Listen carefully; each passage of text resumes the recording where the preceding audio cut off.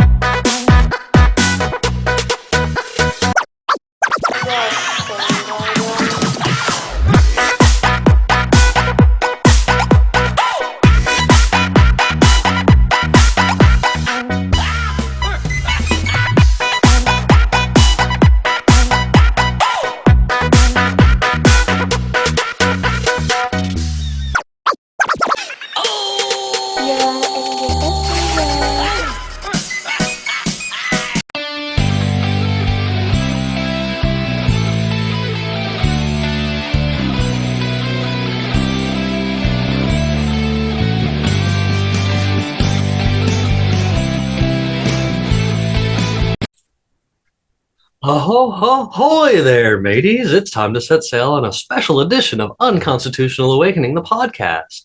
Avashi is today, we're showing you guys a very fantabulous Christmas special that we've filmed to, do some things, talk some things about Christmas and mysteries around it and conspiracies around it and myths and occult stuff and just all the good kind of weird things that go along with this holiday.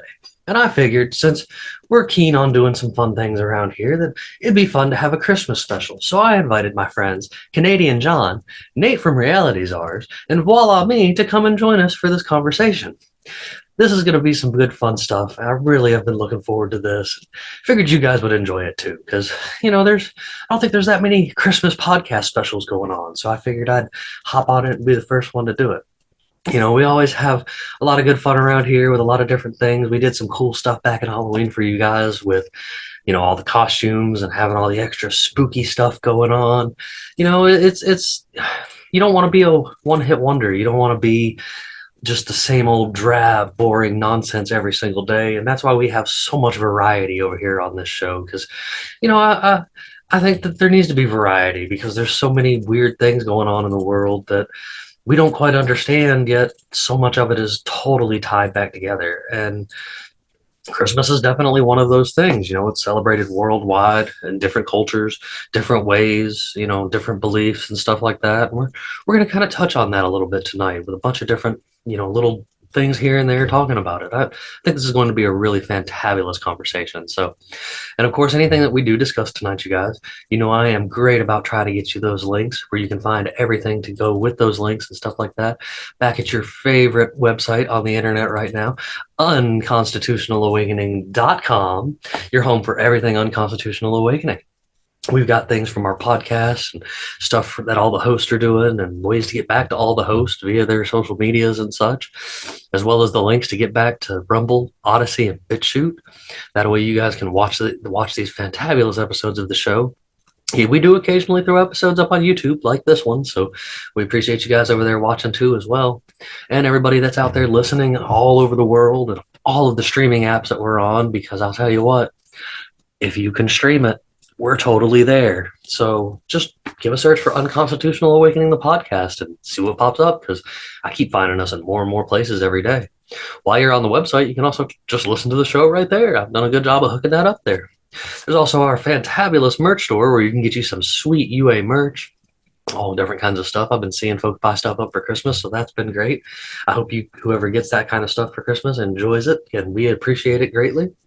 As well as checking out our friends in Liberty, Kirk Elliott, Peachy Key Creations, Ammo Can Survival, Brett Pike with Classical Learner, and our newest sponsor / friends in Liberty, Pure Pet Wellness, who are making CBD products for animals. All this stuff is great, and you can find links to it in this episode and over there on unconstitutionalawakening.com. So, we do appreciate all that good kind of stuff, man, and I'm sure everybody else is doing it, appreciates it too. I can't thank you guys enough, and that's what made me think that it would be great to give you guys a Christmas episode. So I guess without further ado, let's hop on into this and get going. Good evening, everybody. Of course, as you know, I said we're having this Christmas extravaganza, and I have some absolute great past guests coming back to join me for this episode because partially this was a little bit of Voila-Me's idea and some conversation we were having. So Voila-Me's here this evening, and we brought my good buddy Nate from Reality Czars over there. Nate, I got to give you props, Yes. man. You introduced me to just because of knowing you, man, and just linking with you on Instagram. You've introduced me to so many amazing people I've had on the show over here, man, since then. And like I gotta credit you to being the like founder of that little podcast family that we kind of got going on over there on Instagram, dude. Like you're pretty awesome in that aspect of it. I appreciate that. Just wanted to let you know, man. Thanks, brother. You're part of my podcast family too. Love it, bro. Oh, yeah. Love it. And I got my buddy John up there from Canada over here. How you been up there, man? I've missed you. I ain't seen you in a little while. We're holding it down up here. Busy. Trying to keep things growing on social media front. Trying to coach some kids hockey and stay out of the hospital. Unfortunately, was unable to do that last Monday night. Got 4 fresh stitches here. They say they're dissolvable, Jim Bob, but they don't feel too dissolvable, and they're feeling pretty stuck in there. So there's going to be a night with tweezers coming up here over the holidays. They listen. They tricked me with the dissolvable. Yeah. Before, when they put part of the 19 in the front of my face inside my nose, they were like, the ones in there are dissolvable, till they had to strap me down and clip them out, and like No. that was not fun. So like there's definitely something to say about some of that stuff for sure. I don't know. I'm a super glue guy. I work out in the field a lot, and you never know what you might cut open, and you're just like, oh, you know what? Tape, glue. All right, let's keep going. That's why super glue. That was the original use for super glue. No shit. Teeth. My friend did it. Teeth and closing small wounds. No, crazy. That was the original purpose for it. My friend Crazy glue. Crazy fell glue, not super glue. Crazy glue. My friend Yeah, fell into that a was it. table. His tooth just flew off. He was high as hell. He took his tooth Oh my god. with the super glue because they asked the dentist. They were like, "Ram that in there." It worked. Yo. He did the right thing. And of course, you know, I've got, as you guys can hear, I've got Luis and Bandit on here with me this evening. I am so thankful you guys joined me for our Christmas special. I figured there wasn't too many folks letting out a Christmas Day episode, and I figured I'd jump on that bandwagon because why not? Like, let's have some fun with it and talk about Christmas. And that was kind of what I invited you guys to talk about here tonight, is because, you know, it turns out that the entire world doesn't get visited by Santa Claus. You know, oh, what a surprise, right? You know, why? You know, but officially there's holidays in that time of year throughout the year, whether it be, you know, like Hanukkah and Kwanzaa, of course, and, you know, Christmas, of course, as well. But there's been holidays for centuries, and I mean, just tons of years in different places of the world that revolve around this kind of year, whether it be pagan holidays, whether it be, you know, Indian holidays, whether it be, you know, like the what is it, the southwest region of Asia and stuff too, with some of these holidays and stuff. There's all these crazy different aspects of it, even some really cool stuff up in like Russia and stuff like that. And it's all over the place. You know, you see kind of a lot of the same stuff in the occult world as well as a bunch of crazy myths and different places that are actually like true on history, that a lot of things that we celebrate today actually revolve around. So like I figured it'd be cool to chat Christmas with you guys. You know, I don't know who celebrates what, who doesn't celebrate anything, and how things are carried on. I mean, we do I guess a classic Christmas down here in the area that I am, you know, family and a tree and stuff for my kids. Cause you know, I do enjoy the time of year doing stuff like that. I didn't get the full-fledged memories, I guess, like a lot of people did. And I wanted to make sure my kids did. And we just have different outlooks on a lot of the things on the way we do it. We don't go along really with the whole Santa Claus idea. So, but I was going to ask, Santa Claus or no Santa Claus? No So- Santa Claus. So for a little bit, we talked about it, but when my oldest is just too smart for it, and she's only 9 now, but she was just like, at one point in time, she was asking the tough questions already, and it's just like, wait, you're too young to be asking these tough questions. And you know, I was like, you know what? No, you're not. I've raised you this way, and I can't bullshit you anymore. Like, yes, that's how it's run down, and like, don't ruin it for other little kids that might still believe though. Like, that's their choice. That's their prerogative. That's their family and stuff. Like, I don't judge people for what they celebrate or how they celebrate it. Like, You know, it's the way we raise our kids, man. We raise little anarchists because that's what we are. And I think my son was 6, and he came up to me and he was like, "Dad, it just doesn't make sense." And he goes, "I don't know about this, but if you tell me Santa's real, I'll believe it. I'll believe you." And I was like, "God damn, I'm not gonna." I was like, "Okay, Santa's not real." Well, I don't want to take away from like the whole like traditional parts of it. I mean, there's still going to be good food, family time, maybe some type of decorations. There will be some gift giving, but the whole like Christmas thing and Santa Claus thing that surrounds it is just not there anymore for us. All the aspects, all the good aspects of it is what we participate in.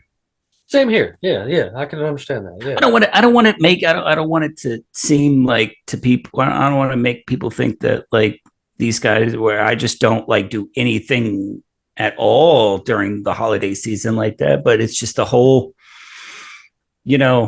thousands of dollars. I mean, I have seen people like thousands of dollars of presents and an entire month's worth of electricity bill in just one night for lights, and just it takes 2 weeks to decorate your house inside and out. That's just not for us. fair. I agree. I don't dress the house. I think I decorate more for St. Patrick's Day than I do Christmas. Yeah, I'm more of a Halloween man. Yeah. Yeah. But like you said, being around the family, spending time with people, having a little break, recouping is the best part about that. This time of the year, you get to see people you haven't seen, eat some good food, but I can't believe in Santa Claus because Santa Claus don't come to the hood. I'm sorry. It's one of those things, man. You don't have that many chimneys available. Yeah. Dude, I worked at this really fancy club. I'm a chef by trade, and I was working at this really exclusive private club. And I don't know, maybe the guy that played Santa died or something, some old man, and they were looking like desperately for someone to play Santa Claus, and they're like, "We're dressing you up."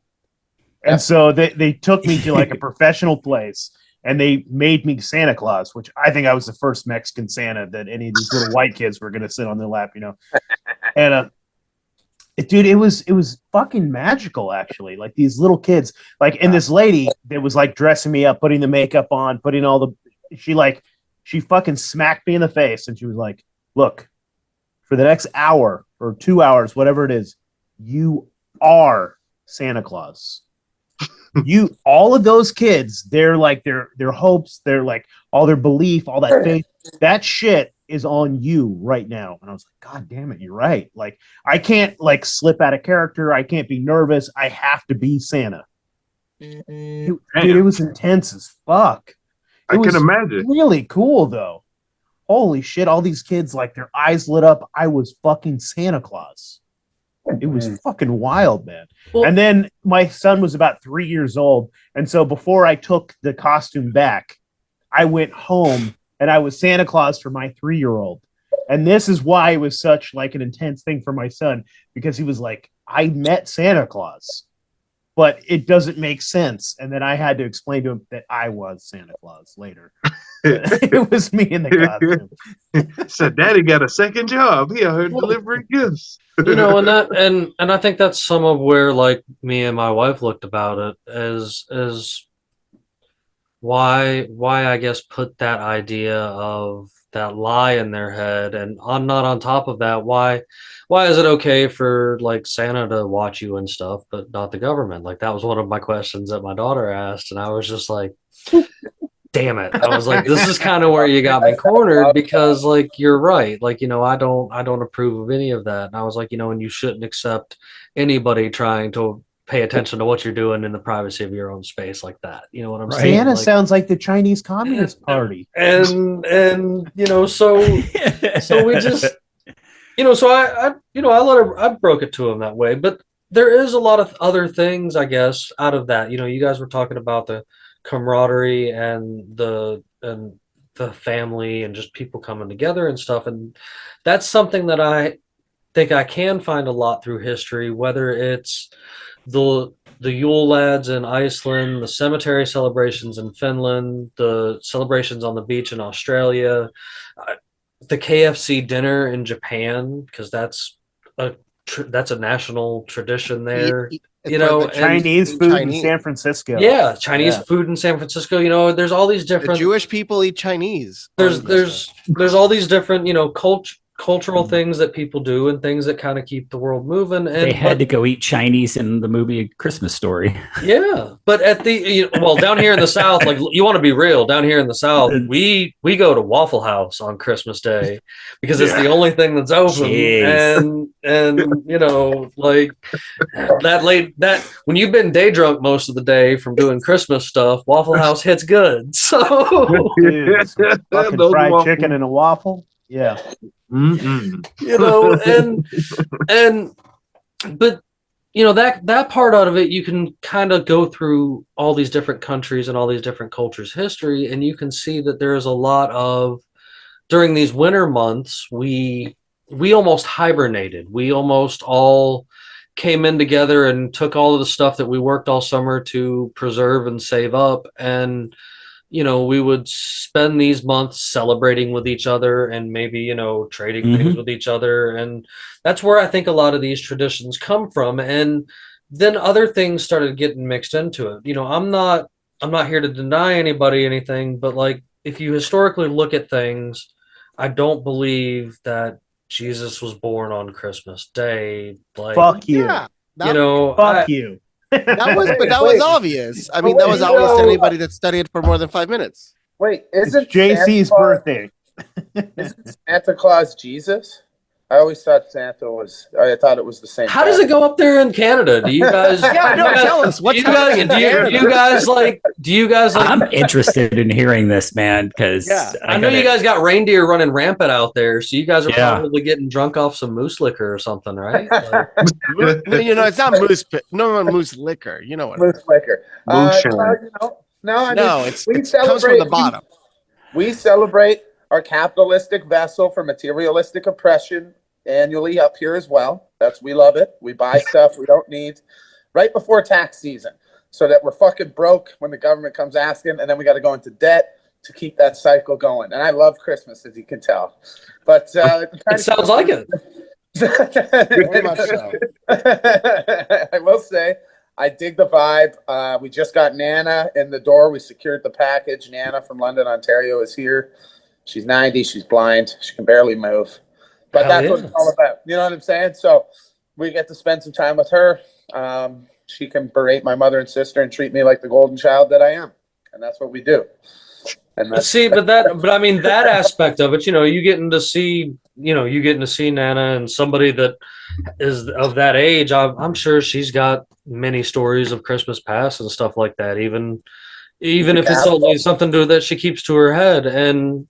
And that, I guess, is, I think to me, that's kind of an important aspect, the ability to have these memories with family. You know what I mean? Like that in itself means a lot to me, like no matter what situation is, truthfully. And Jim Bob, I do want to just add, I think a lot of you guys were kind of hitting on the same thing, and we talk about what's the best way to approach your kids and all this stuff with the Santa Claus conundrum. And I'll tell you, Jim Bob, you kind of said earlier, like, oh, why, I don't get why they, try and push the Santa thing. It's to train you to believe in something that's completely preposterous. And honestly, I remember this is a character memory. I remember I'm sitting there in the car about 9 or 10. I go, Mom, is Santa real? She looks at me. She goes, you know what? No, it's not real. I go, what about God? Huge long pause, right? And then she was like, yeah, no, he's real. And I'm like, oh, okay. That's kind of weird, right? And I think that was the moment that my rebelliousness and maybe my logical intellect kicked in, and life's been real blissful. So Nate, Nate, I kind of want to circle back around to you there, bud, because you did jump the gun on me there a few minutes ago when I made the comment about it being, not truthfully being that birthday, and then the only reason I say that is because when you look at a lot of the historical aspects of where it was laying around, I'm one of those guys that'll be like, well, he was totally born in like September sometime. It might have took them till December to get to him. But like I truly am, I kind of think he was born in more of a fall time of year. That's interesting. In the middle of December. I did some sort of digging, and someone was saying that he was born in spring. It was something about with the new lambs and things, but I have no idea. I've also seen he was clearly April. Not born in. I've also seen around April. So April, or July. But he April to clearly July wasn't born could have in been the December, time frame too. I was having a conversation. Sorry to interrupt. I just quick question. Yeah. Is it not based on like solar calendars? Is December 24th not? Isn't that just what it's based on? It's based off the solstice, right? Yeah. So, like, I was having a conversation with my son earlier, and he was talking to me. He's like, "Well, what are you guys talking about tonight?" I said we're going to talk about Saturnalia. Maybe we're going to talk about the winter solstice. We're going to talk about this and that. And he was like, "Well, what the fuck is that?" And I was like, "Well, it's the shortest day of the year, basically, right? Yep. It's like the most winter. I mean, it's the fucking And we had this conversation, and it was like, you have to understand that it was like at this time, before we had electricity, before we had heaters and shit, it was like, this is the coldest fucking day of the year. It's like the shortest day of the year. It's dark as fuck. And he was like, well, why would you celebrate that? And I was kind of like, it's an interesting question, but it's kind of like he made it. Yeah. Because winter fucking kills people. Like, people are afraid of like climate change. They're afraid of global warming. But most people die from cold. Global cooling. Yeah. That's way fucking scarier. Yeah. Way fucking scarier. Winter is a motherfucker. I have experienced early stages of frostbite in my hands when I lived in Buffalo, New York, of all places. Actually, we were in below freezing temperatures, and I was not in proper attire, and the way you don't say. The way a southerner. Listen, I was layered up good. I was good at working on the corner, but I was thinking basketball shorts and a pirate hat. That's what I wear. That's what I wear now. Yes, but it was probably flip flops, a tank top, and basketball shorts. And I had to wear fingerless gloves dealing with cash. Exactly. I knew shitty gloves. Yep. Yeah. And because I was wearing fingerless gloves, because I dealt with cash in the gas station job that I had working outside, because you have to pump people's gas up there because they're not smart enough to pump their own or something. And like, is this New Jersey? Buffalo, New York. Okay. And like I remember my boss making me like go sit down in the like store behind our store, because he was like, dude, he's like, you're experiencing first stages and stuff. He's like, that's why your fingers are turning blue, because all the blood's rushing away from your hands. I'm like, okay, cool. Like, I'm going away now, and I can't recommend that to anybody. Like that like cold. That's why I got back down here into the South. And yes, you're right. Wait. I'm totally in shorts and cowboy boots, and I happen to be in this hat today because I would rather sweat to death than have to deal with the cold anymore. Like, John, what the fuck was that? How many layers is that for? even got my Christmas. Johnny, you're on mute, buddy. You're on mute, John. I remember staying in the mountains, and it got so cold up there that we were just fighting each other with icicles. Johnny, you're muted. You're muted. Denver was not fun when it was cold either for me. Like, they don't know how to drive down there, boy. No. So when you get really cold and get to the point where you're so cold, when you dip your fingers into hot water, you don't feel it. How bad is that? That's bad. That's like stage. That's like stage one. That's like walking home from the store on a Tuesday up here. You know,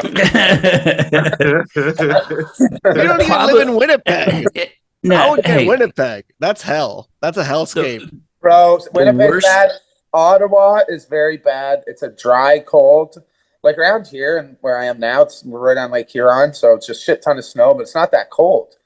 Ottawa, you're getting that wind, 40 degrees, negative 40 in the morning. You walk outside and it feels like someone's literally slapping you in the face. Damn. Yeah, Dude, I no. hate the cold, man. That's what keeps me out of New Hampshire. I want to go to fucking New Hampshire, join the Free State Project, but fuck that. Yeah, I'm not trying I mean, to It's a lot bring to ask. It makes those fucking mornings just that much shittier. I won't lie.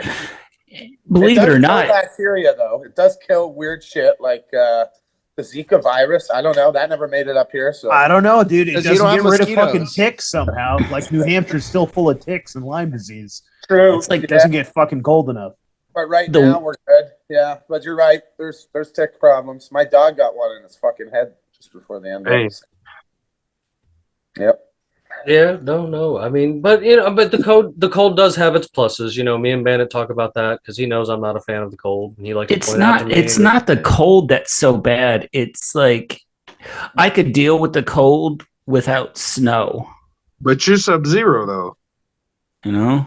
I'm gonna get also like next week. It should get really bad, and the best part is I'm not gonna be around my house, so it's gonna be even worse when I get calls of people complaining about something. Yeah, I could deal with 40 below with no snow, no problem. Yeah. It's snow Wait, that 40 causes all below the. with wind or without wind? I don't give a shit about wind. It's just the snow. The worst winter For me, it's I ice. ever experienced was, believe it or not, I was stationed down in Fort Bliss, Texas, down in El Paso, Texas, and we got 1 inch of snow in El Paso, Texas. It was the apocalypse. Yeah. Walmarts were cleared out. There were accidents piled up in between the interstate. People were flipping their cars. It was over 1 inch of snow in El Paso, Texas. Yeah, this sounds like Georgia.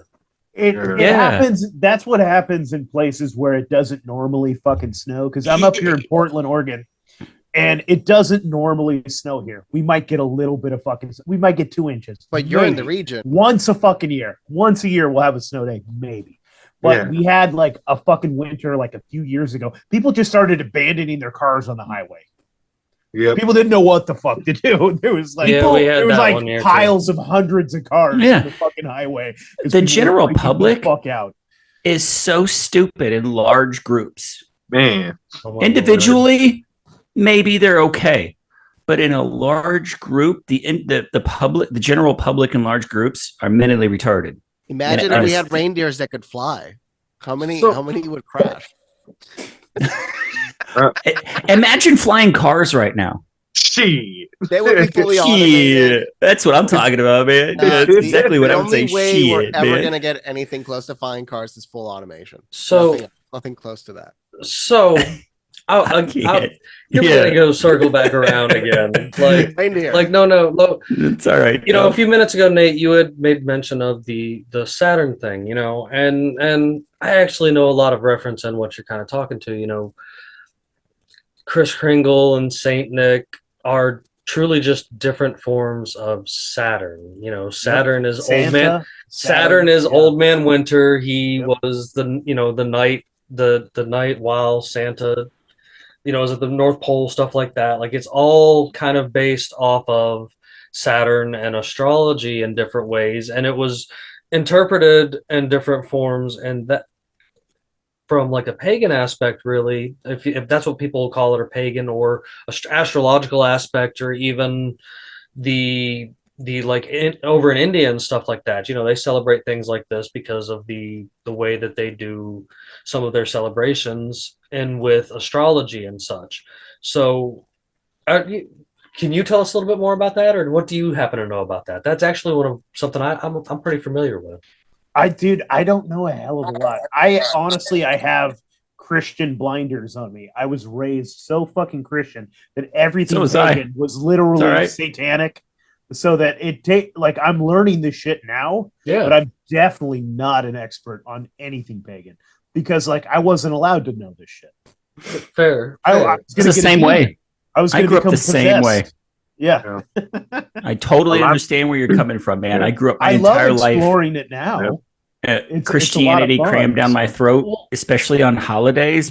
Oh Well- man. Well, somehow, Catholic Christianity. somehow they All took the guilt. because of Saturn being the prominent in the sky during the winter solstice, which happens to be which actually Well, happens yeah, to be there's on the that 20 theory, it was the right? 20 it was the 21st of this year, that about Saturn being the thing that they found visible or whatever The during that most shortest prominent day. actual like astrological thing in the sky. And It was the almost like a sun. It was Correct. almost like a sun to us.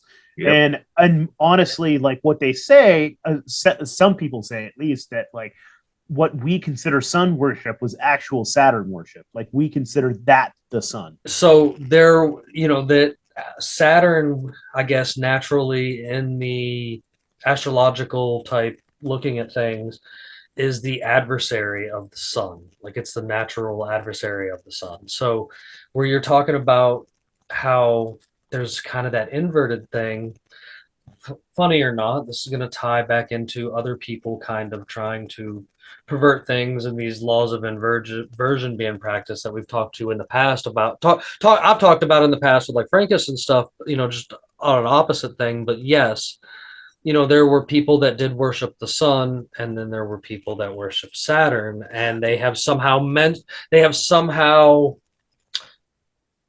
Look at that taken fucking coke nail, they've- man. they've I'm looking at that big old fucking nail of yours. on your they've pinky. somehow taken they've somehow taken the ability to do the Saturn worship and make everybody like practice the Saturn worship instead of actually practice the sun worship, which that's a whole conversation in itself. Yeah, it's because fascinating, man. the Christian kind of look on it, we're looking on an outside perspective from where I am on that. I've always seen where Christians they worship the sun, Jesus, you know what I'm saying? But believe it or not, like that also comes into breaking of people that worship the sun, like the sun. Yeah. And- No, absolutely. There's definitely that connection. And so what I've heard basically is there's this story, and this is, take it as you will. But they say that Saturn was probably the most prominent thing in our astrological world. It was closer to us somehow. And when they talk about like Saturn, like you hear that backstory, how he ate his children, how he was like banished from it was almost like there was an astrological thing that happened. And so they told these stories about something that actually happened. And so like something fucking happened and Saturn moved far away from us. I mean, right. And they talked to that. And that was like the banishment of like Saturn. And that what we talk about sun worship, like if you're going back to like the Babylon, any of those mystery schools talking about sun worship, it was actually Saturn is what we were worshiping. That was our sun. And we are confusing it now. I don't know that to be a fact, but that's an interesting theory that I've read and heard. And yeah, man, I don't know. There's some weird shit to Saturn worship. But also, Saturnalia was held in mid-December as an ancient Roman pagan festival honoring the Saturn, the god Saturn or the planet Saturn. They kind of align those as the same things.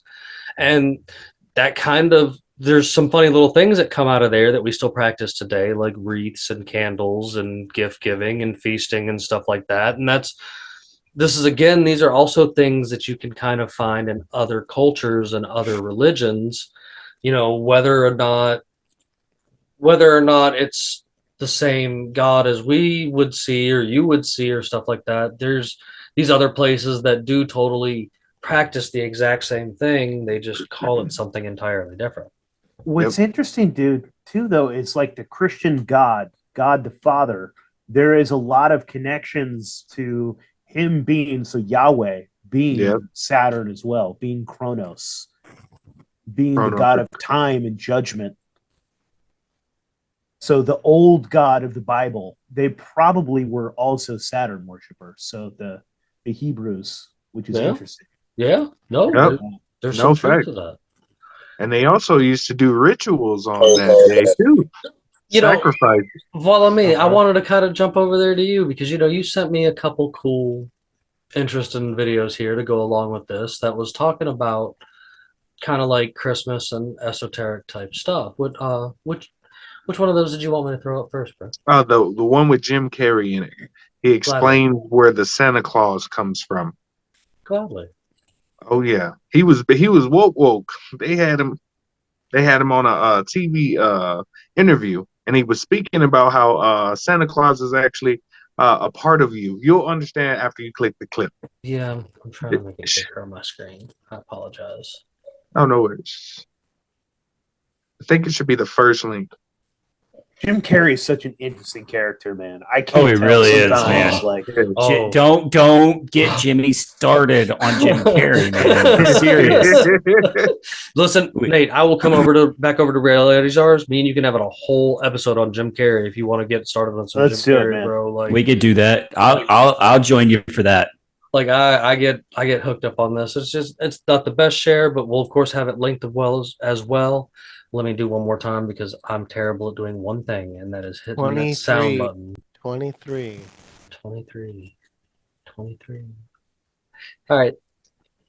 You'll have to hit the little volume button. Chemical sexual alchemy. There's 33 vertebrae in your spine. There's 33 years in the life of Jesus. Christ, yeah. So this substance comes from your medulla, makes the trip down your spine to your sacrum, which is Christ coming down into human form. Yes. And if you don't squander that essence, that sexual essence, it ascends again and goes back up to heaven, which is your thing. It's also the story of Santa Claus. Why he comes down the chimney is because this juice or this whatever substance actually passes what's called the claustrum, which is where they got Santa Claus. So it goes down the chimney and back up the chimney. Do you know about Norm Yeah. Macdonald explaining his reaction. What the fuck?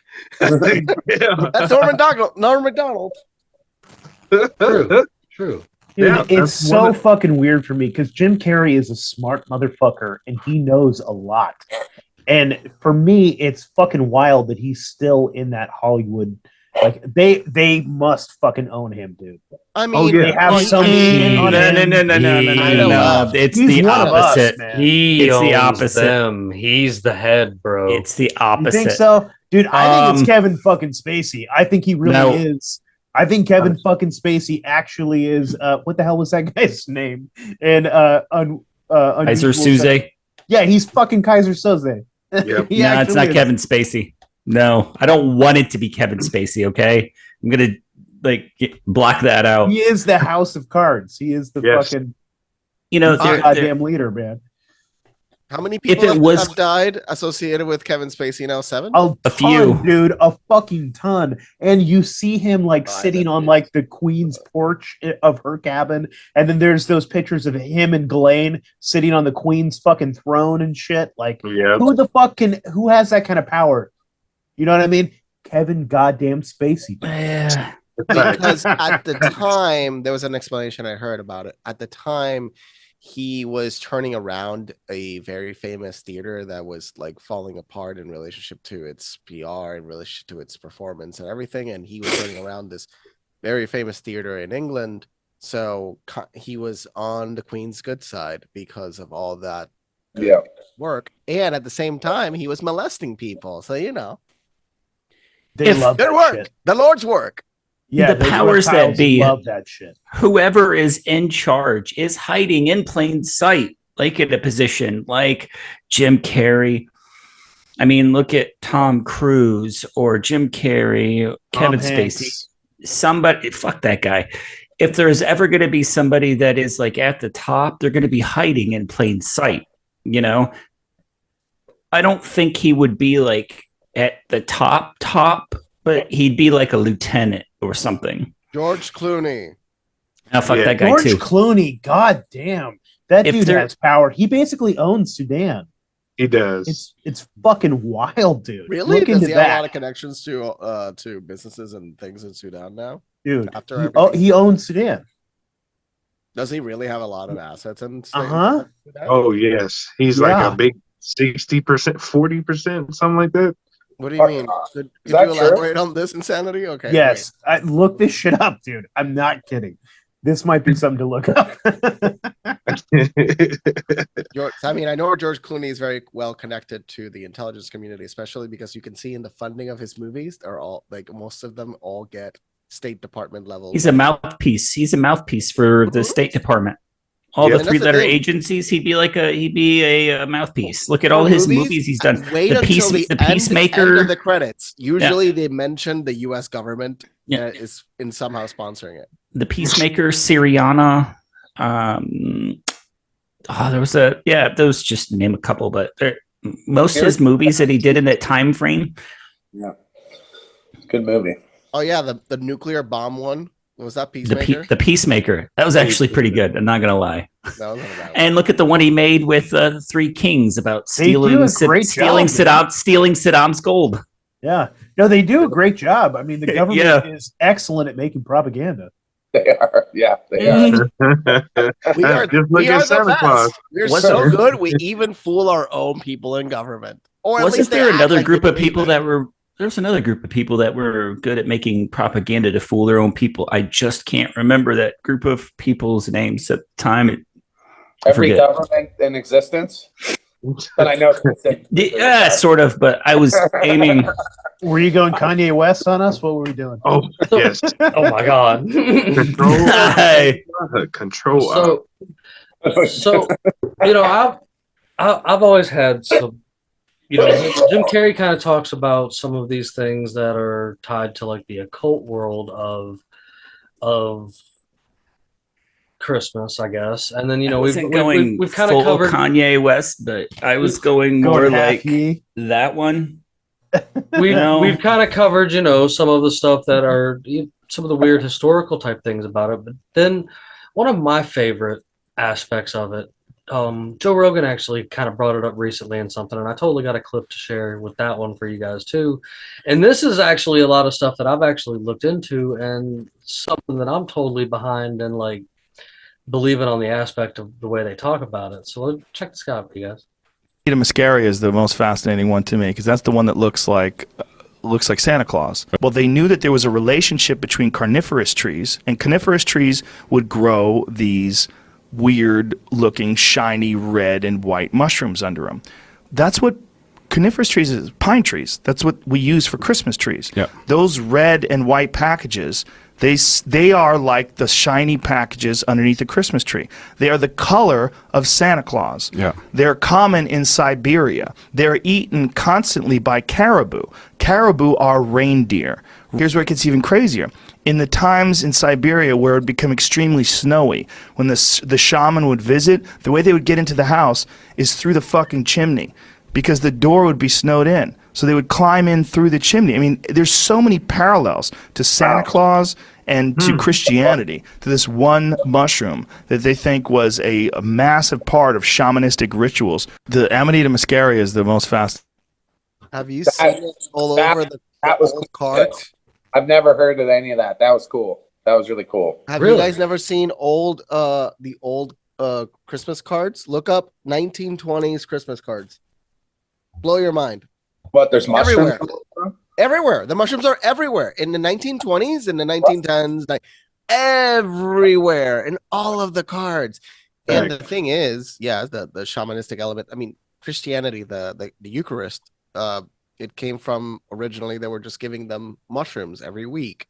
And if you really put your brain into it, how the hell were they able to sustain a 2-3 hour sermon? They were high.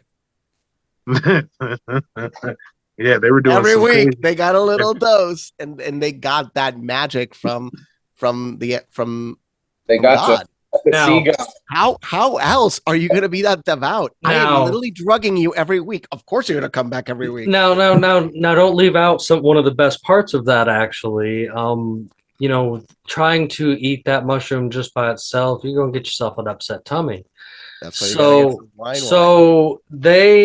they would actually follow the deer that would eat these mushroom, the caribou that would eat these mushroom, and gather their piss snow cones and eat the piss snow cones because the bad parts were digested out and the hallucinogenics were left for them to ingest. So, like, they were totally eating deer piss to trip balls and celebrate Christmas. Like, that's, I mean, don't get me wrong.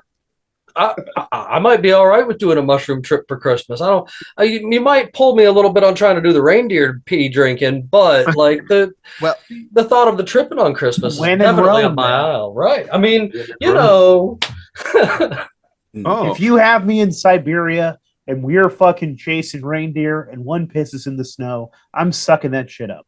Let's go. Oh, reindeer snow cones, huh? Reindeer snow cones. I mean, it makes you really think about different things, though, especially some of the stuff he pointed out there. That these are things that are kind of celebrated in a lot of the Christmas culture that come out of Siberia and kind of lands here. And I think I've seen a lot of different things pulled from different places, whether it be Roman, Siberia, even some of the other holidays themselves, where there are in this time of year that there are just little bits and pieces pulled into. And in a sense, they kind of capitalized on one that they could make common with everybody else around here, I guess, without realizing that, you know, they just kind of created their own, where we've all, in a sense, started creating our own. If you kind of listen to the things we've been talking about, we all do it a little bit different, but we totally host that traditional idea of family and feasting and camaraderie and stuff like that. Like that I can say we can at least find across the board. Seems to be regardless of who I talk to when it comes to this time of year. Yeah. But some of those religions, they were out there cutting goat necks. Was like, we're gonna make sacrifices to they would cut the goat necks and put them on the doors too for Krampus. For back in the day. Krampus is one of my favorites. Yeah, I want to talk Krampus. I was hoping we would get to Krampus. I know Bandit was hoping we would get there too. If you're not familiar with Krampus, Krampus was kind of the opposite of Santa and Germany. And he kind of shows up. Go ahead, Bandit. I know you like talking about him. Go ahead. No. I'm pulling things up. I don't have anything pulled up. I'm pulling up. I'm not going straight off my Dwight yours. I like memory. Krampus, though, like just if without trying to go straight off memory. Oops, somebody. Oh yeah. I'm gonna hit Wikipedia. You guys know I like to jump there first, but Krampus was a horned anthropomorphic figure from Eastern Alpine folklore in Europe, and that's mostly Germany. And to give you the slow down run about it is that he would show up to misbehave children, and instead of them getting the stuff that they got from Saint Nick, like the oranges and dried fruit and chocolate and stuff like that, Krampus would. Originally, he like stole them in their bag and beat them with birch rods, and like it wasn't just a punishment; it was Krampus is coming to steal you. Like I will say that's something that's changed a little bit throughout the years, but like a lot of people are against it because they're like, oh, it scares kids, and I've always my German friend said that it was ridiculous. It is. Should have never done it. That it's absurd. That there's no value to it.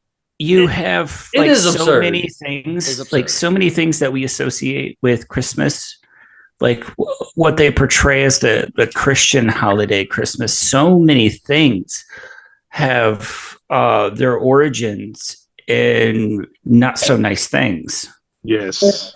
There's a whole,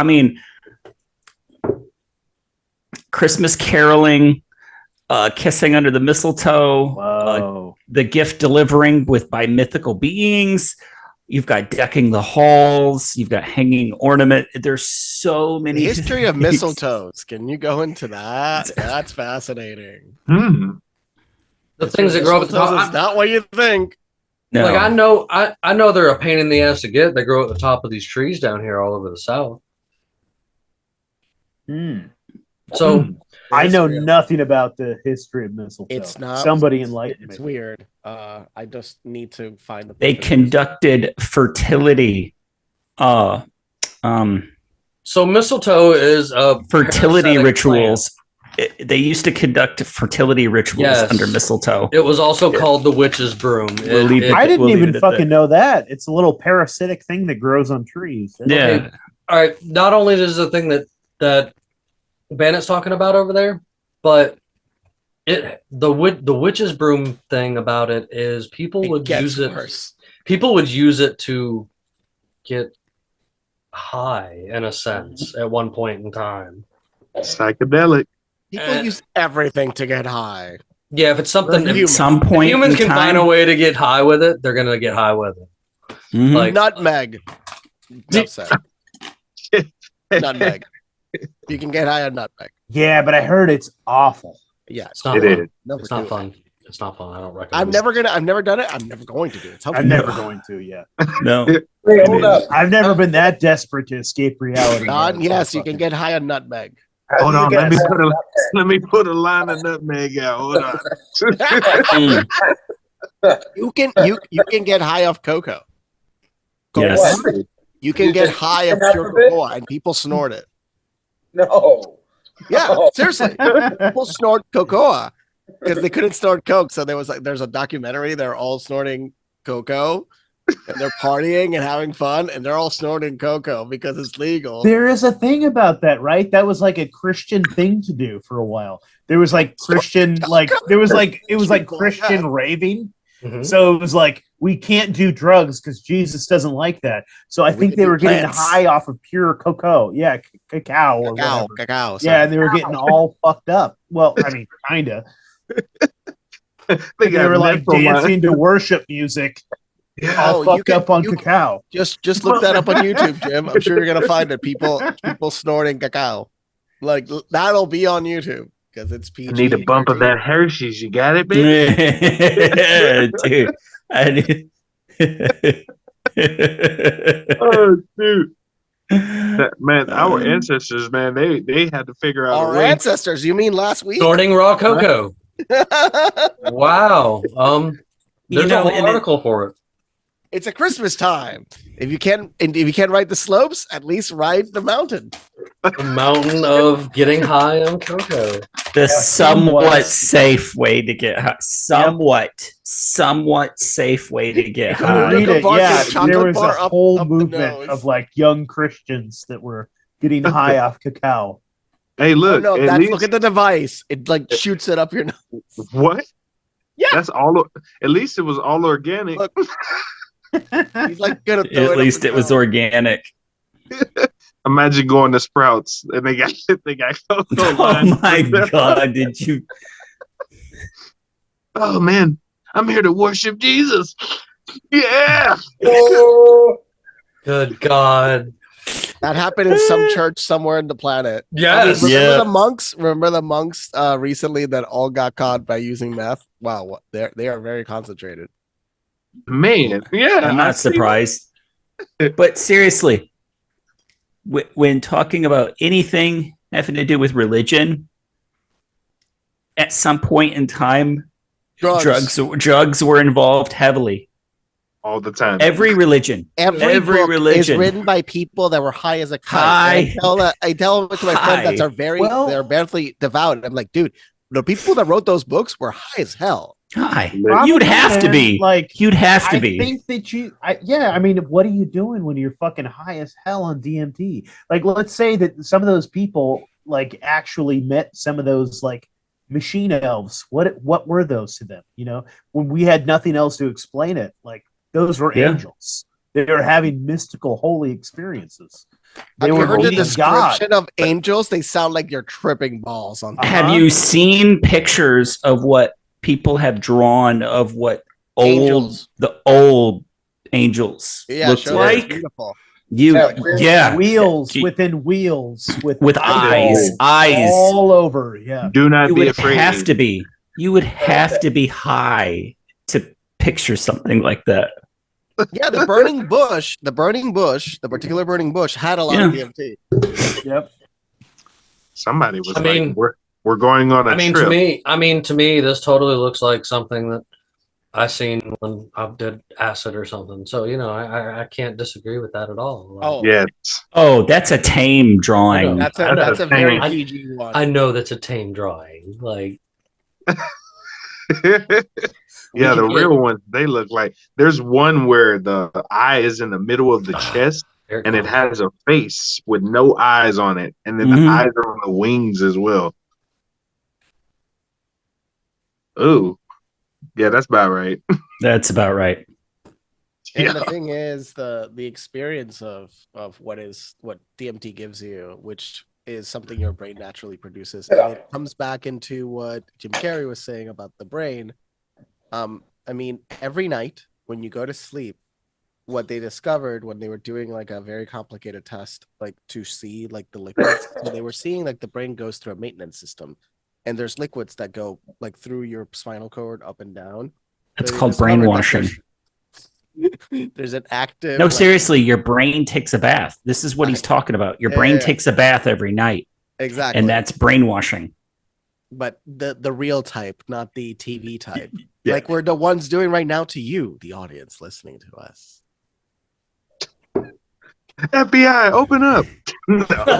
Yeah.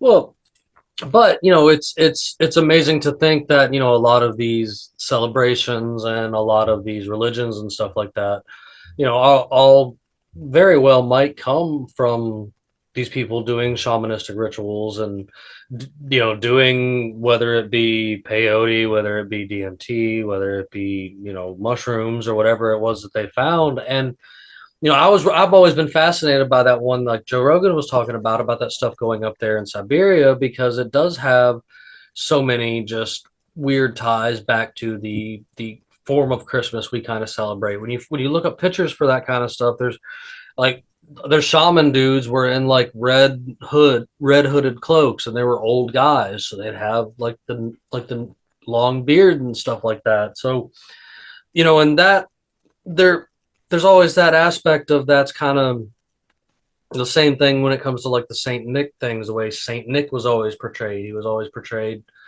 kind of in the red hood and with the beard and stuff like that, like the hat and stuff like that came later with a lot of the commercialization and whatnot. And back in the day, they were doing things like the candy and the chocolate, or the birch rods and coal, where nowadays I think it's out of hand. I mean, It is. People out here Yeah. wasting the whole check. 37 checks to buy, like Bandit said earlier, their light bill is 1 month and a day. They got their whole neighborhood lit up. Well, Playing it's not even really a paycheck now because of inflation. These people are going in credit card. Well, that's actually been, I mean, they have before. I mean, people are actually like the credit card debt that you see on the holidays or especially Christmas is like, it's insane. But it's gone people down. You know that? This is the first year in a very long time that it's gone down, and it's because 70% of households have a difficulty just paying for food.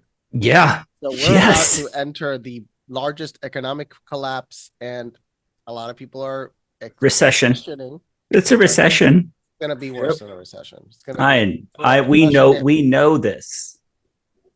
We know what's coming. We know what's this. coming.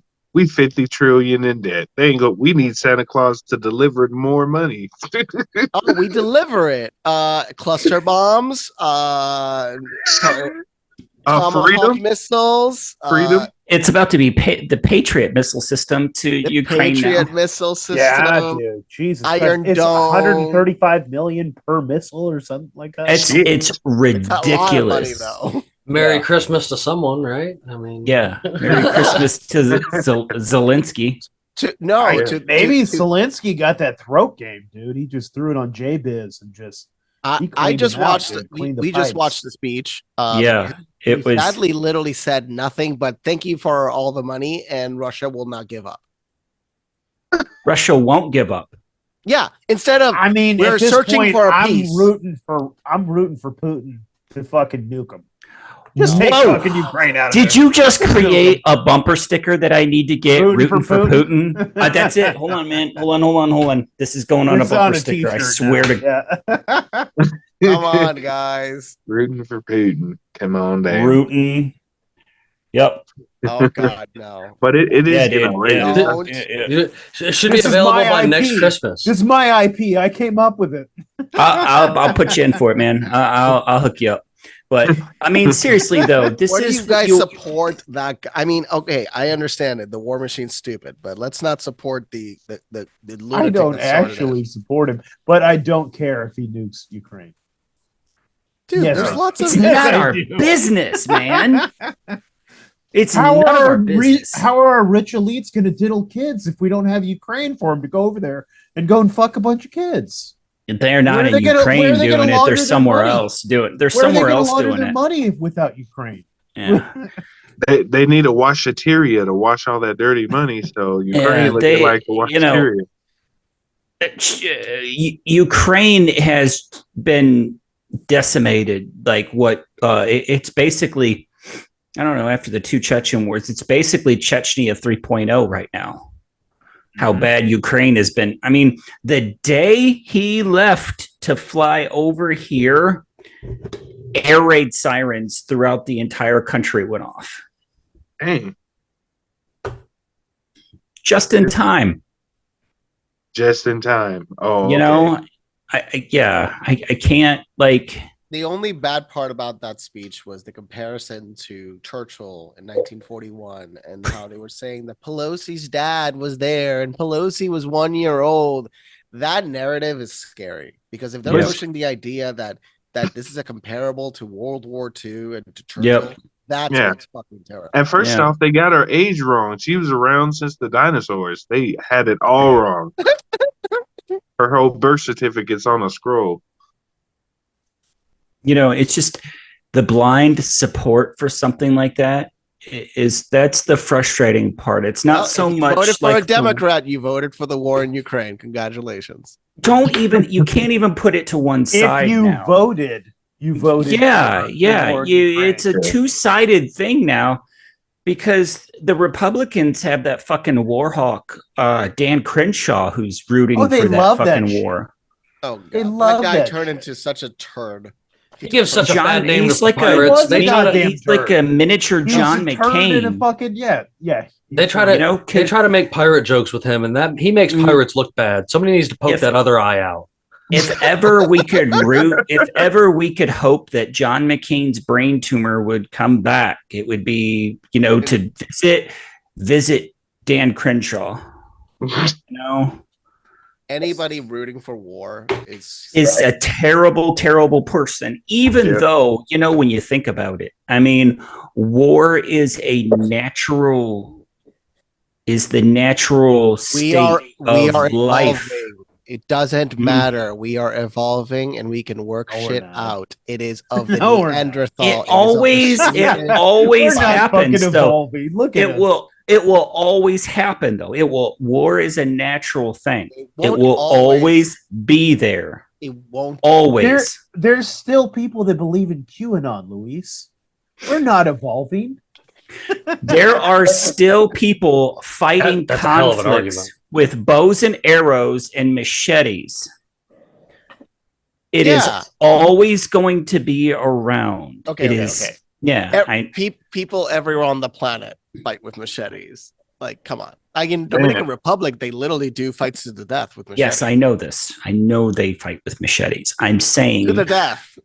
certain groups of people are evolving, but there will always be conflict on this planet. What I'm trying to get is but not full-blown wars at the scale we're getting into is what I'm talking about. Yes, of course, conflicts. Why do you think that, Luis? We have since forever.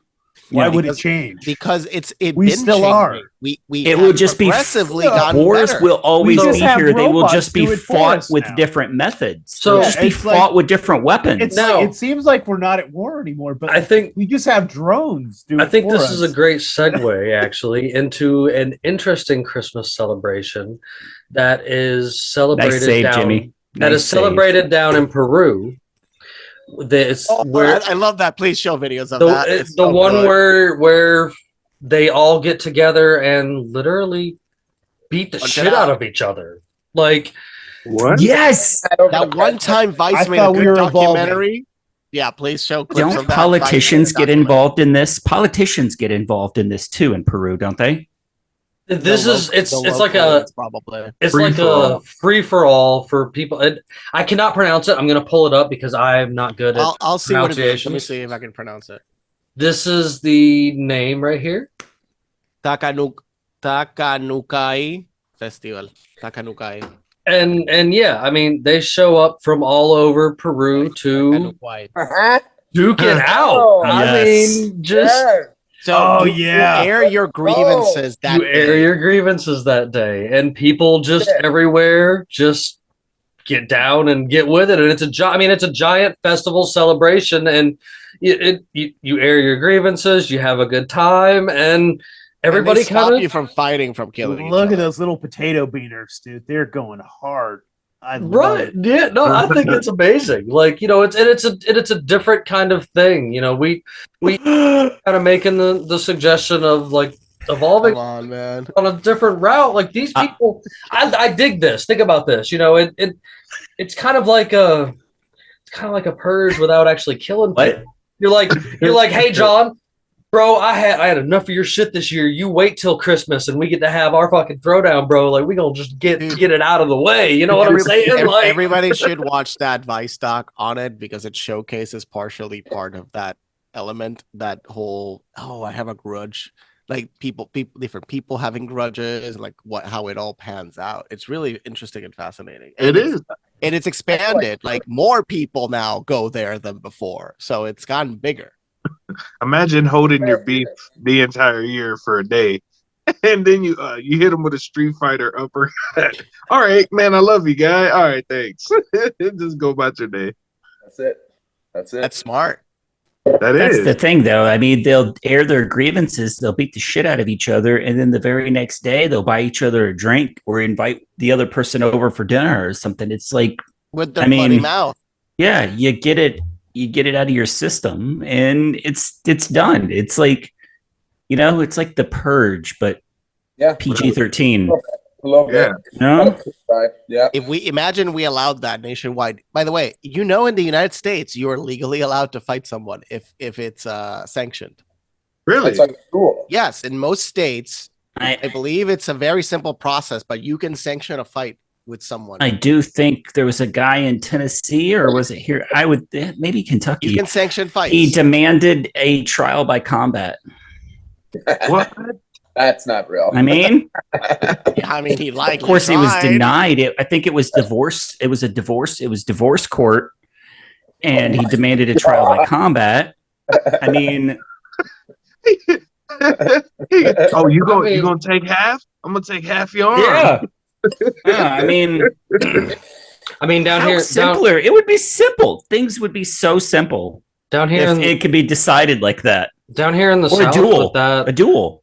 down here with the They're south. illegal in most of the states. Yeah, I was about to say actually down here in the south with that, if you do the fighting in the street, and it's not with it. I think you just need a cop in and some it's places, and it's not with a family member because that's automatically domestic violence.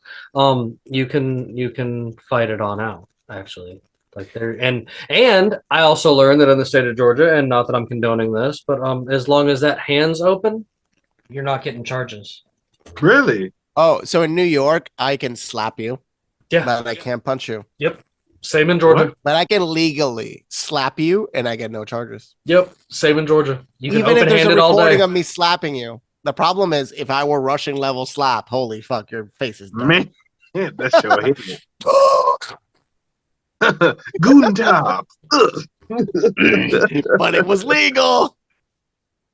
But Oh, man.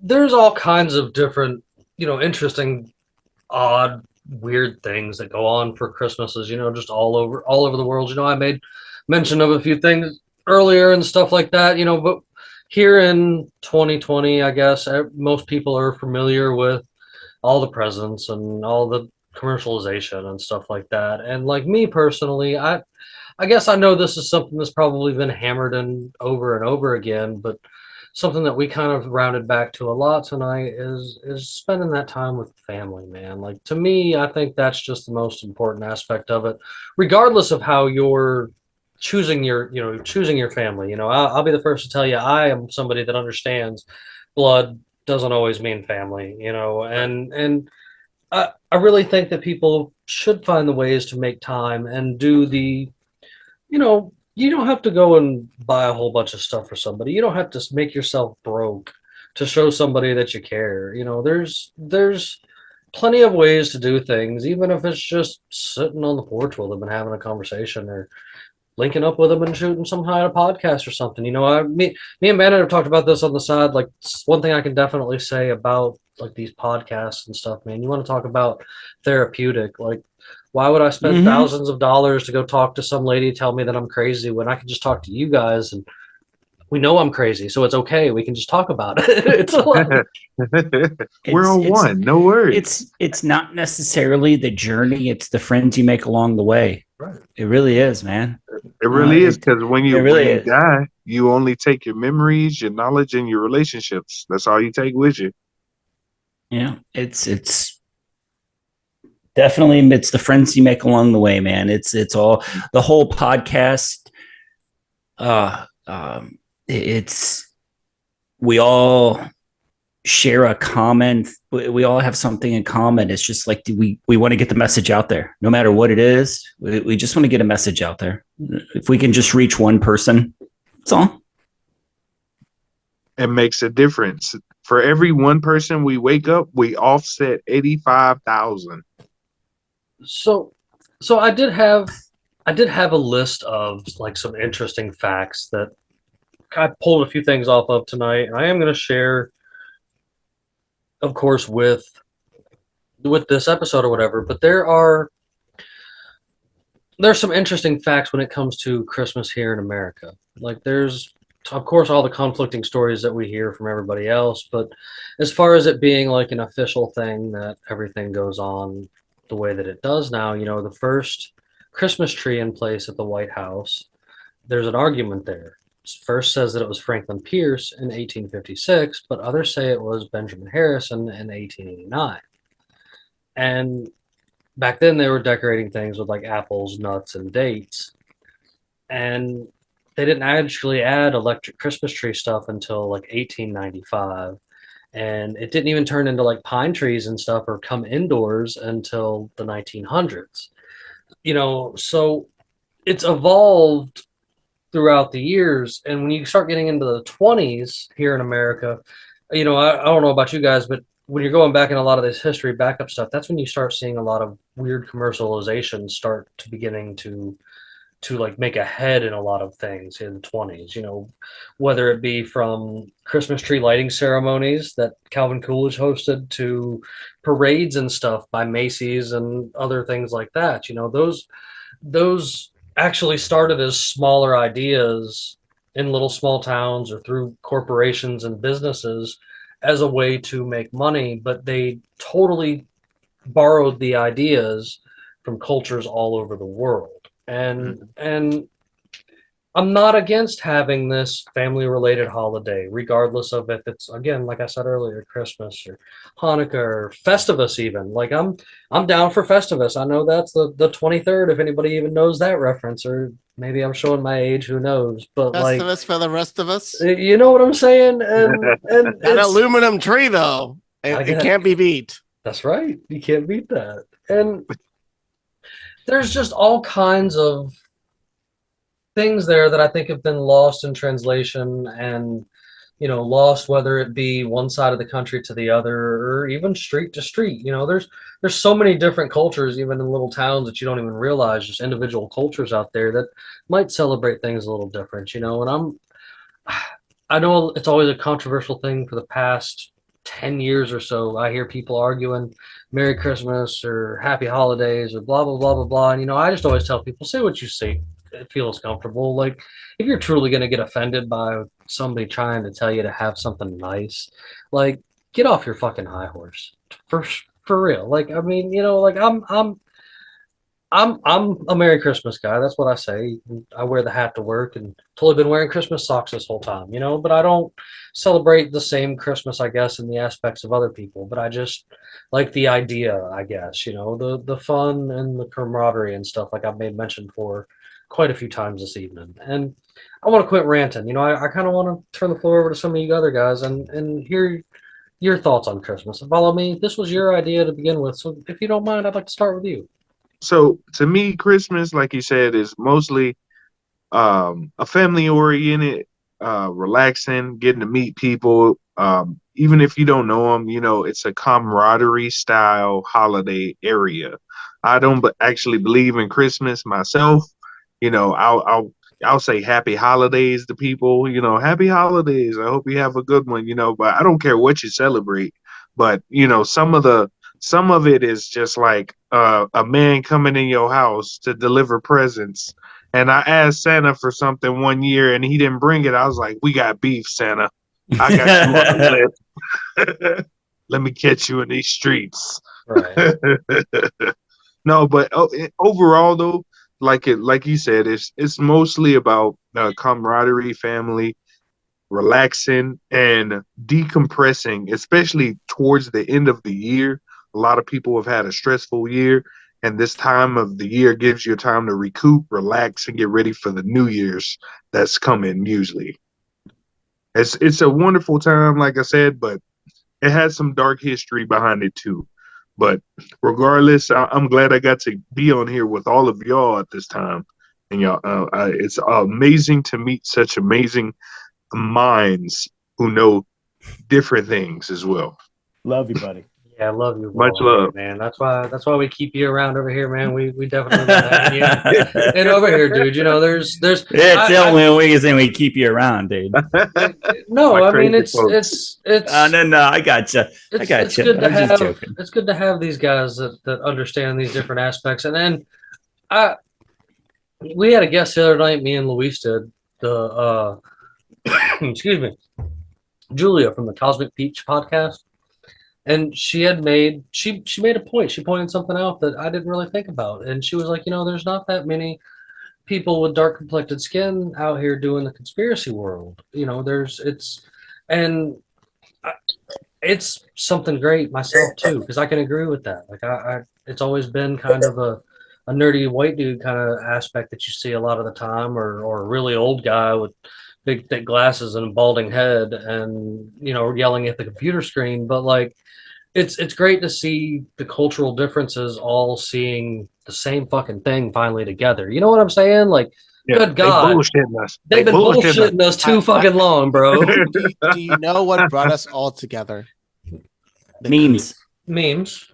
And Yeah, and the coof. You're right, man. it was the Great Awakening by the coof. You are It was a right big about one, that man. for sure.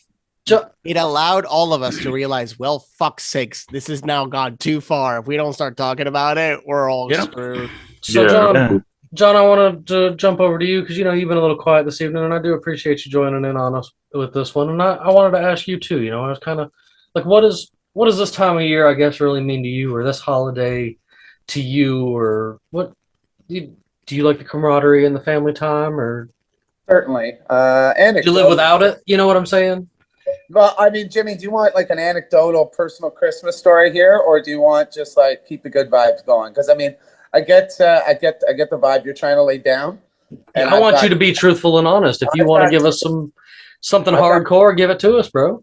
Christmas to me is like the annual expectation. Like I would compare it to Western world's what we do to women in marriage, and how you just really we idolize this time of year.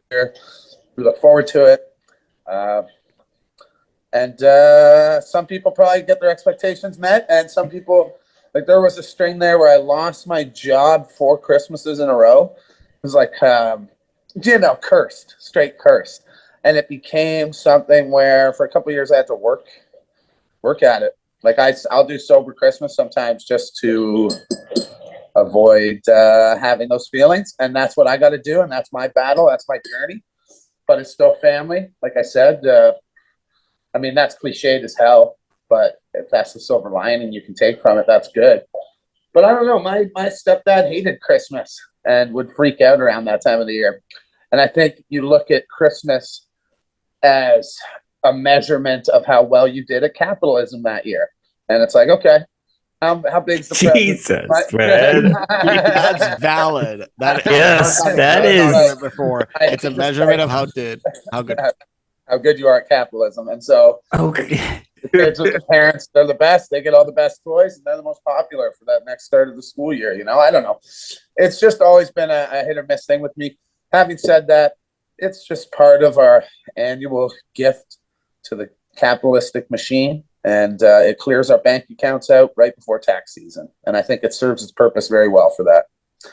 I know that's not very spiritual, but that is kind of how I see it.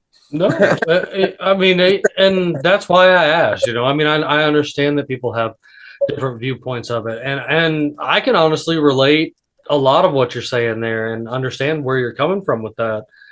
And that's why I kind of asked before you got into it about could you live with it or live without it, and I feel the same kind of way. Like if it, to be real, man, if it stopped tomorrow, or if I was never even raised on it, I don't think it would be that big of a deal. Like I'm a grown adult. I can buy the things that I want throughout the year when I have the money to buy them. It's no reason to go completely apeshit crazy. Yes, do I get some things for my kids? Sure, but that's one of those things that I can kind of push things off from earlier in the year when they're like, "Hey, I want this," and I don't have it, and I can be like, "Cool, let's put it on your Christmas list because I can give you something, you know, work up to building because that's kind of the thing that you're looking into, you're into this year or whatever, whether it be a video game here or there or something like that for my boy or more dolls for my daughter." But I'm definitely not the kind of guy that's about to go out there and break myself to make these things happen. Like that, I find absolutely ridiculous. There's no reason to go in debt to show people that you wanted capitalism this year. You know, like that. I dig that. And that in itself, I think, is kind of telling, man. I appreciate you being truthful with that. And and I'll just about the way you said that. I'll say we've taken a cool, great concept. Like, take me back to the days where shaman were eating mushrooms and coming down my fucking chimney. Fuck yeah, The bro.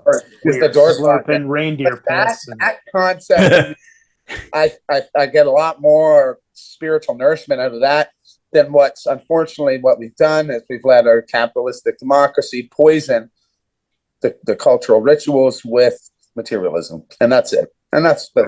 Reindeers and mushrooms for everyone. Yes. Bring back the shaman chimney mushrooms. That's how I'll close this. But thanks, guys. And I do good vibes to all y'all and all your families. I'm not trying to be the Grinch.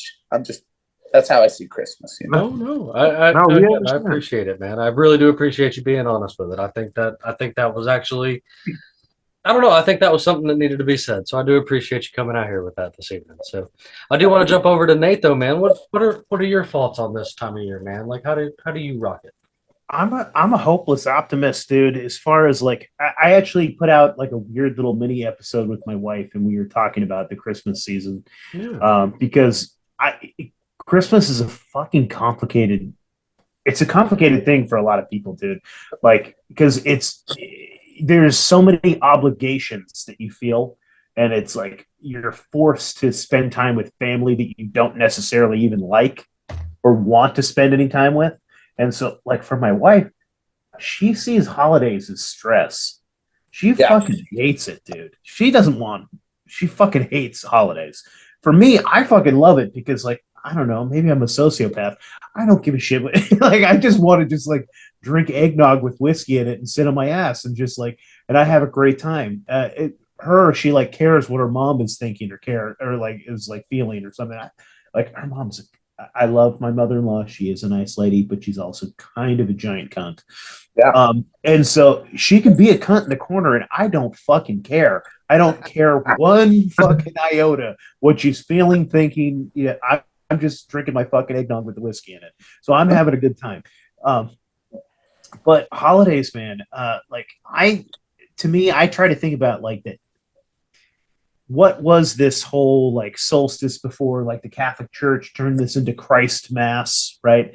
Like this was this interesting like time when this is, like we said, it was like the shortest day of the year. You're in the middle of this cold fucking season, and it's like you spent all summer and all like trying to like grow these fucking crops, and you had to find a way to like hold these crops. And so like they did fermentation, they did all these like different things so you could like have these things. And so like in the middle of winter, you were forced to share, like, so that's like this whole like giving experience in winter. Like as a community, you guys had like, I hope you still have some bread left. I still have some meat that I have buried in the ice. Like we had to come together as a community, and we had to share these things, and this is how we made it through winter. And so like winter was a shitty thing, but it brought people together, you know. And and in this new fucking world that we're in, like Uncle Johnny, what you were talking about, dude, like I get it.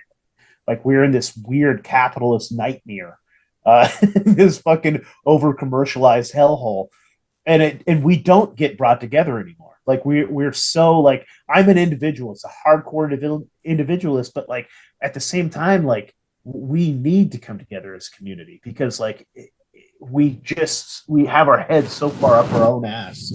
I only care about my Christmas and what I'm getting for my fucking kids and my fucking house, and it's an ugly, weird fucking time, man. So I think this is a time that drink eggnog with whiskey, squeeze your fucking family members. Yeah. Even if your mother-in-law's a cunt, I'm gonna give her a kiss on the head and give her a squeeze.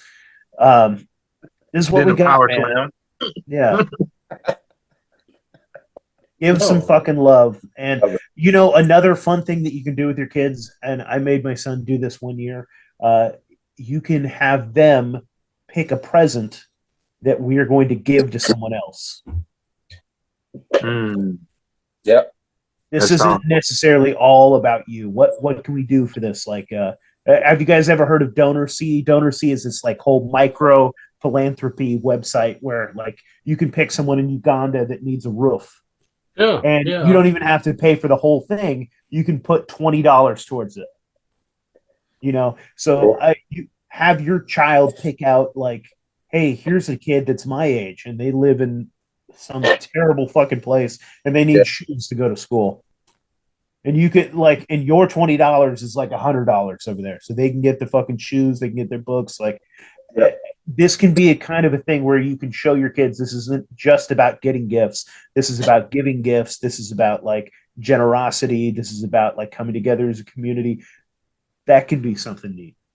That's good. That's really good. Yeah, I love that. I love all that. I love it. Dude, no, yeah, that Especially in showing kids Yeah. like we have a bit of privilege just as being part of the North American continent and part of Even the being empire. poor here, you're fucking American Yes. poor is like American rich poor for as half well, the as fuck. no more than half the planet. Yeah. depends. Yeah. Yeah. get it. I I said mean, more than I half grew the up planet, on not the welfare, entire- Yeah. half homeless, eating government cheese, Yeah. but I still had white bread to stick in my mouth. Mm-hmm. Yep. I had spam. Slice bread. Sure. Slice bread. Yeah. Well, Luis, I gotta ask, man. Like, I'm gonna put you on the spot here. What does this time of year mean to you? Being It's usually darkness, so not very positive. Mainly, it's all connected to my father was born December 25th, 1927, so that didn't help. That he died then on December 28th, 1989, and How old was he when you were born, Luis? he was in his 50s. Okay. When 1927 seems so long ago. yes, he was older than my mom. But yeah, they were both adults, so it doesn't make any difference. But yeah, that and a bunch of other things I can't tell you in this recording are associated with Christmas, and it's just I sadly have extremely negative experiences on this time of the year, but I have met now a beautiful amount of human beings in this year that make the time a bit better. So I appreciate Giving you a hug right now through Zoom. that's right. Yes. Bro. Right here. It will be okay. Cheers to you, brother. Cheers to you. Well, Bandit, I guess that leaves you on the spot. I want to hear what you got for it. I'm kind of in that same boat as Luis. This will be my second Christmas without my father around. It's I kind of base everything around family. This time of year, I like to stretch it out as long as possible. I don't just focus on like the one day during the Christmas season. I will drag this out to like 2 weeks. I'll make it a whole two. You're on all year. Yeah. I like this time of year. That's what I said. I've got no problem with the cold. It brings up a whole new menu of food. I got a batch of mead that I'm fermenting right now that should be ready soon. It just brings up a whole new, time of the year. It's all about, and when it does come to that Christmas morning, it may not be like, we may not do the whole thing of associating Christmas and everything with Santa and everything. There is a special feeling to watching your kids open a few presents, even though they know that they came from mom and dad. There is a special thing to watching them get a few things that they, have wanted for the whole year. It really is. I think that's the what brings the most joy to me. Fair. No, that. You're here. Yeah, I find that great. And I'm indifferent. I think there's different ways to mix all these beliefs. I think there's different ways to intermeld all this stuff. I do think that we should have more of I'm always into the more tied back to nature kind of aspect of things anyway. And I would totally, and my body longs for it anyway, to take the winter months to actually do the whole hibernation idea and maybe do as much reindeer piss and DMT as I possibly could do through these months to reset and be ready for the next spring to, work in crops and work with animals and work with doing what it is that needs to be done to get ready for the next season. I say this a lot. I'm always for tying myself back as close to earth as I possibly could, because the rest of it's just a joke nowadays. So season USA 2023 is going to be a good episode next year. I hope so. And I've got positive outlooks for what's things to come. I try not to be a negative Nancy all the time, and I always believe that us as humans are totally going to make it. And still voting for a season finale with a few aliens, at least something. I'm tiptoeing into 2023. Okay. Yeah. No. Fair. First episode is the massive. I'm running in there, dude. Dick out. Wait, what's the first episode, John? The massive. According to Nate, it's going to be running in with your dick out. What is John's? Your prediction? What? So get your eggnog in, because there's about to be a massive egg shortage. Oh God! Not for me. Yeah. Not for me. That's going to be episode 1 of season 2023. No, it has nothing to do with the egg shortage. It's just the grocery. They're not paying. They're not paying for the eggs, right? Yeah, they're paying for the eggs. All those fucking chickens, man. Yeah.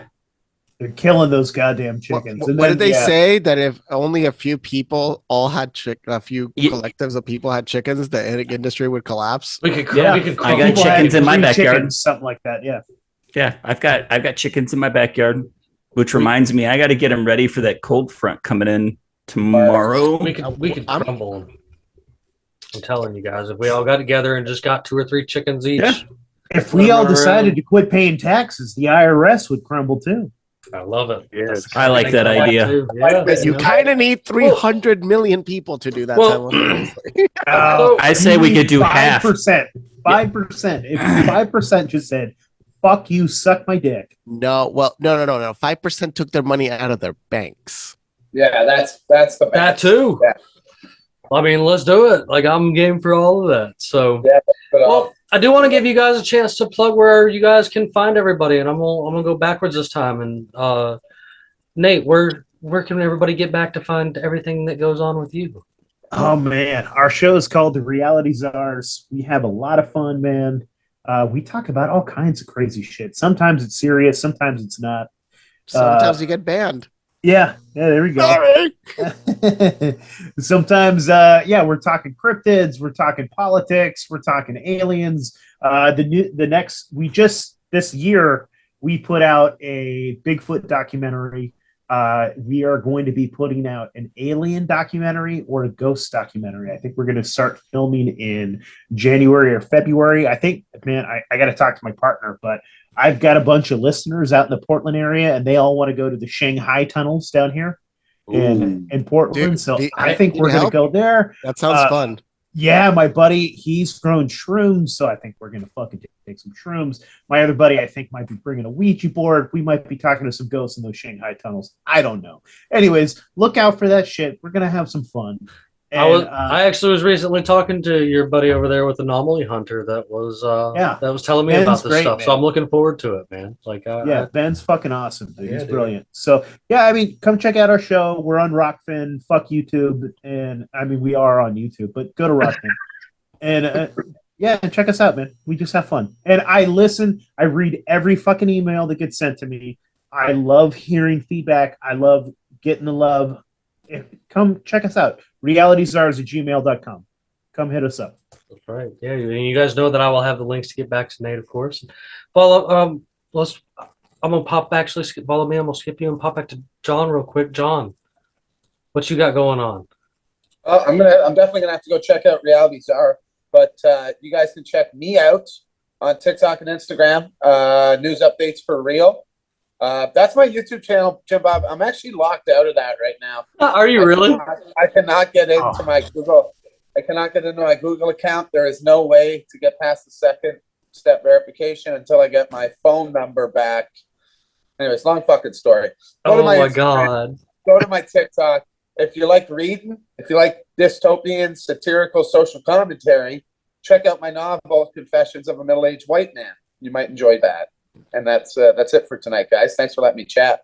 Yeah, man. No, I appreciate you Good to coming meet you, on. brother. You know, and I'll, of course, when we finish getting through the rest of these holidays and stuff, I look forward to having you on in the first of the year. We can chat about some of the eggs and maybe some of the other stuff you've been chatting about, man. I always love having a conversation with you, man.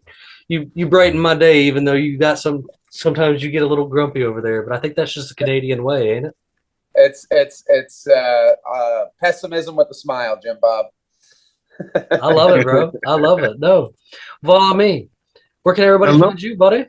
Oh, you can find me on TikTok, Voila-Me, and Instagram. This is my TikTok. You click my link tree right there, and you can find all my other links. This is my Instagram. Yeah. You can find all my merch. You can find my detoxes, the email if you want to book a one-on-one. But I speak on conspiracies, a lot of good information that I have facts, patents for things. You'll be stuck on my content for a hot minute. I love talking to you, Voila-Me. Yeah. Yeah, dude. You're Oh, amazing, You got some brother. good stuff too. Yeah, You got some good stuff too, man. Come down. And Yeah, you know, Voila may be throwing up some of that good like comedy stuff too, man. If you guys follow him over there on Instagram, he likes to throw some stuff up to make you laugh, and that's the kind of stuff I love too, man. He's just always a reason to just get a laugh on for the day. That's the best thing you can do. Oh yeah, especially when you learn all this stuff, you gotta laugh because it's a big ass joke. Right? Welcome to Clown World, everybody. You gotta laugh so you don't cry, man. Well, and you know, Luis, you got anything you want to leave out for our listeners out there for the evening? Get Coquito. It's better than eggnog. Oh, Coquito? okay. Look Okay. into it. It expires like eggnog, but it's rum based. It's fun. Try it. Like rum chata? Better. Okay. Oh, what? Look up the Really? recipes. You I can just make did. I it. just pulled it up. Like, you know what? And I'm All gonna be nice. I'm gonna share this one with the episode because You Right. should. So Coquito Yeah, with send a it to line me. of cocoa. Oh God. Let's go. little coconut, I the want the traditional best Christmas drink in Puerto Rico. The best one I tried was an illegal one. So pitorro is just the moonshine version, and it was incredible. But yeah, it was like 70% alcohol. Oh, But it was like because some people like the equivalent. Like they Rican moonshine in Puerto eggnog. Rico too. Just rum. It's Coquito. possible to do it too. All right, Puerto Rican eggnog. I will check that out Coquito. because I'm not an eggnog fan, but if you got something that's better Oh, I than that, love I'll go for eggnog. it. It's Man. way better than eggnog. I like it. I do love eggnog. I'll just take the whiskey. Well, once you try this, you'll be like, "What the heck?" All right. I've been doing with your Bandit, mind. you got anything good for me for tonight? Leaving No. anybody off for this Christmas episode? No, I really do. I really hope we all make it into 2023. You know, fingers crossed for family in Illinois. Come Ooh, January next year. 1st, coming January 1st of 2023 for anybody in Illinois, especially Chicago. So, anybody looking into the real estate market in Illinois, you're going to see a sudden drop in pricing very soon. Yes, What you're the gonna fuck's see happening in Illinois? What am I missing? What happened? Purge, bro. The purge is coming. the purge is Literally. starting in The Illinois. sheriff Literally, was warning about the purge, basically. Yep. The Literally. sheriff. Cook County Sheriff is warning anybody living in Chicago starting January 1st. Wow. January 1st. Nate, Why? Your Why? What's happening? Why? You can commit. what's it called? The T something bill? Was it T safe bill or something? Safety. Yeah, and Safety. safety bill. bill. Am I the only one that just witnessed the glitch in the Matrix? With Yeah, I it saw happened to that you shit. twice, Nate. What is that glitch? It's the funnest, most coolest glitch I've ever seen. It's Yes. like this. Yeah, And then the top bar just flips out, and it happened to you It'll be twice. like- You're gonna see it in the recording. It's really freaky. It's really cool. it's like Max Headroom from the 80s. exactly what it is. Right? That's It horrendous. happened before. I was I think like, it Nate, are you fits. okay? Because he was like this. Yeah. I think it fits well. No, for sure. Well, I got to say, I appreciate you guys joining me for this Christmas Yeah. episode and talking all this weird Christmas nonsense. Of course, you guys out there watching know that I'll have all the links to get Oh, back man. to the fun stuff that we had going on. And, get a good laugh at Nate and his super awesome. That's the best glitch I've ever It is. seen. That's awesome. That is, I'm recording this. This can't. Yeah. It's not a glitch. I'm coming. and you guys know, you guys always know I like to leave This it with is good, a man. good All right. pirate joke, so. Merry Christmas, everyone. I appreciate everybody out here that's joined us for this Christmas day, and whatever you're celebrating or however you're doing. And I appreciate you guys checking out this special edition episode. So, what did the pirate Santa Claus say? What? Row ho row. You guys have a good night. Thank you.